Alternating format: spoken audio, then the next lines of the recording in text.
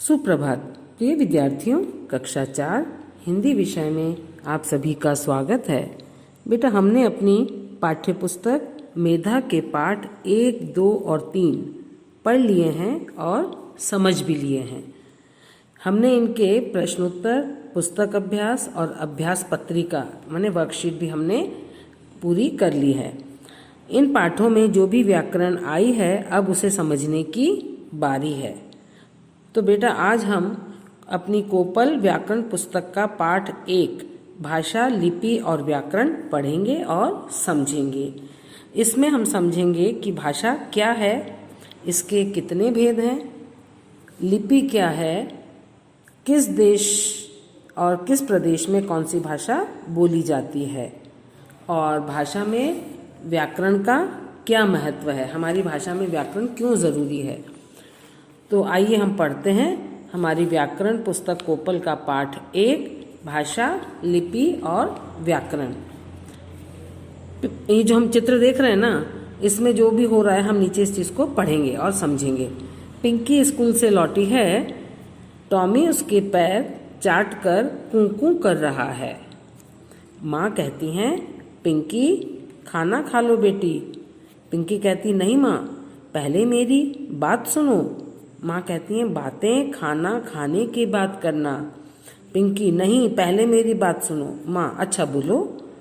पिंकी कहती है, आज हम स्कूल की तरफ से चिड़ियाघर देखने गए। तो बच्चों देखिए, ऊपर की जो बातचीत है इसमें हमने क्या देखा, टॉमी, पिंकी और माँ अपने अपने तरीके से अपने विचार व्यक्त कर रहे हैं। टॉमी कूं कर रहा है, यह उसकी बोली है जिसका स्पष्ट अर्थ नहीं है। माँ व पिंकी बोलकर अपने विचार व्यक्त कर रहे हैं जिनका स्पष्ट अर्थ है। विचारों को व्यक्त करने के लिए ध्वनियों के स्पष्ट अर्थ को होना आवश्यक है। अब इसकी जो डेफिनेशन है, इसकी परिभाषा है बेटा, यह है वह सशक्त माध्यम जिसके द्वारा मनुष्य अपने विचार व्यक्त करता है अथवा दूसरे के विचार समझता है, वह भाषा कहलाता है। भाषा क्या है बेटा? एक दूसरे के विचारों के आदान प्रदान का माध्यम। हमारे मन में क्या है वो चीज़ हम आपको बताएंगे और आपके मन में क्या है वो आप हमको बताएंगे। तो ये एक दूसरे को बताने का, विचारों को बताने का, अपने मन में जो भी चीज़ आती है उसको बताने का माध्यम जो है भाषा के द्वारा ही बता पाएंगे अपन, है ना। तो अब भाषा के कितने भेद हैं? भाषा के प्रमुख 2 भेद हैं। पहला लिखित भाषा और दूसरा मौखिक भाषा। इसमें 2 बताएं बेटा, वैसे तीसरा भी होता है सांकेतिक भाषा, जिसको अपन इशारा करके बोलते हैं ना, हाथ ऊंचा करके किसी को बुलाते हैं, इधर आइए, तो वो भी एक भाषा ही होती है, वो सांकेतिक भाषा कहलाती है। तो लिखित भाषा वह है जिसके द्वारा विचारों को लिखकर अथवा पढ़कर समझाया अथवा समझा जा सकता है ना। लिख के अपन जिस बात को, विचार को बताते हैं वो हमारी लिखित भाषा है। और दूसरी है मौखिक भाषा। मौखिक भाषा वह है जिसमें विचारों को बोलकर अथवा सुनकर समझाया अथवा समझा जा सकता है। इसके अतिरिक्त माने हम जो बोल करके अपनी बात जो बोलते हैं ना बेटा मुंह से, वो हमारी मौखिक भाषा कहलाती है। और इनके अतिरिक्त भाषा का एक अन्य रूप सांकेतिक भी है, जिसमें संकेतों के माध्यम से, है ना, साइन के माध्यम से, अपन इशारों के माध्यम से बात कर सकते हैं। इसमें संकेतों के माध्यम से विचारों की अभिव्यक्ति होती है। हमारे मन में क्या विचार है तो हम संकेत के माध्यम से बता सकते हैं। जैसे धूम्रपान निषेध है, तो अगर इस बात को मना करना है कि सिगरेट पीना मना है, तो इसको क्रॉस करके यहाँ पे इस गोले में सिगरेट का चित्र बना रखा है, तो ये भी एक सांकेतिक भाषा है। अब आगे मोड़ है, उसके लिए एरो बना रखा है, तो मोड़ के लिए संकेत दे रखा है। हॉर्न ना बजाएं, तो हॉर्न को बना करके उसको क्रॉस कर रखा है ना। और हम अपने इशारे से भी कुछ करते हैं, किसी को बैठने के लिए बोलते हैं, हाथ से कह देते हैं नीचे बैठने के लिए, तो वो भी सांकेतिक भाषा है। अब हो गए इसके तीनों भेद आपको समझ में आ गए। 2 तो मुख्य हैं और तीसरी सांकेतिक। अब है लिपि। लिपि क्या है? जिस प्रकार मौखिक भाषा को व्यक्त करने के लिए ध्वनियों की आवश्यकता होती है, उसी प्रकार लिखित भाषा के लिए लिपि की आवश्यकता होती है। चिन्ह, वे ध्वनि चिन्ह जिनके द्वारा लिखकर भाषा को व्यक्त किया जाता है, उन्हें संयुक्त रूप से लिपि कहते हैं। जिन चिन्हों के द्वारा हम लिखते हैं ना, उसको हम लिपि कहते हैं।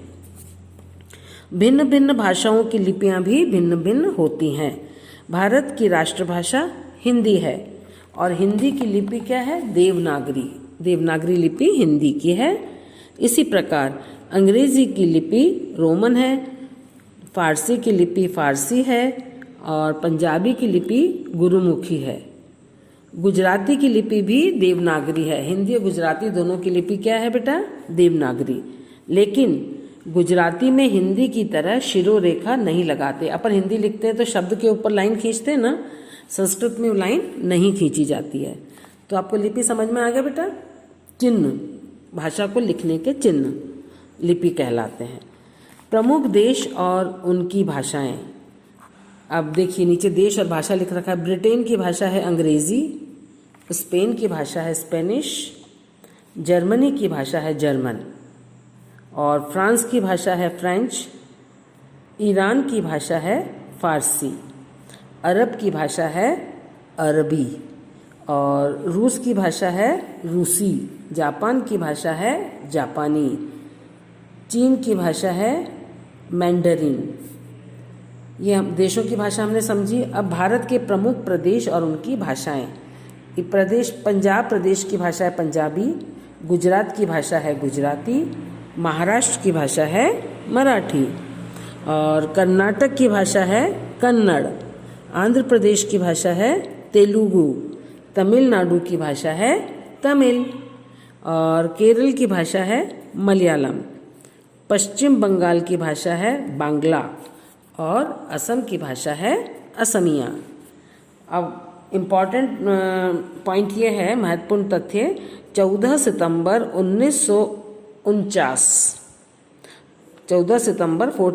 1949 को भारत की संविधान सभा द्वारा हिंदी को भारत की राजभाषा तथा राष्ट्रभाषा घोषित किया गया।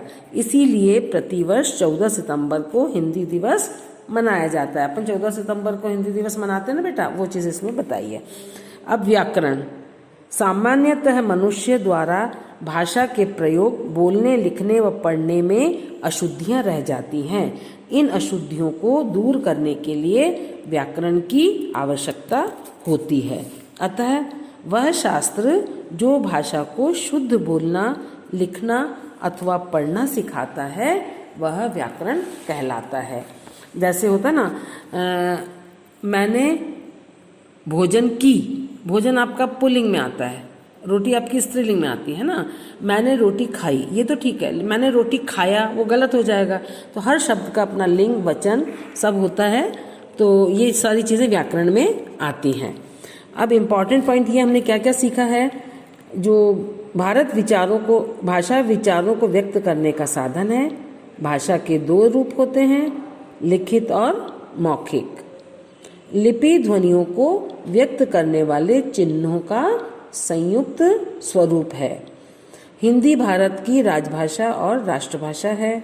हिंदी की लिपि कौन सी है बेटा? हिंदी की लिपि देवनागरी है। हिंदी और गुजराती दोनों की लिपि देवनागरी है, लेकिन गुजराती में हिंदी की तरह हम ऊपर लाइन नहीं लगाते हैं। 14 सितंबर को हिंदी दिवस मनाया जाता है और व्याकरण वह शास्त्र है जो भाषा के शुद्ध उच्चारण, लेखन और पठन में सहायक होता है। ये सारी चीज़ें हमने पढ़ ली हैं बेटा, और अगली कक्षा में हम इसकी बुक एक्सरसाइज करेंगे, उसको आप करके देखें। इस आपका गृह कार्य यही है कि आप इस पाठ को अच्छे से पढ़ेंगे, समझेंगे और जो बुक एक्सरसाइज के जो प्रश्नोत्तर है ना, उस पर आप निशान लगाएंगे। ये आपका गृह कार्य है और आज की कक्षा हमारी यहीं समाप्त होती है। धन्यवाद।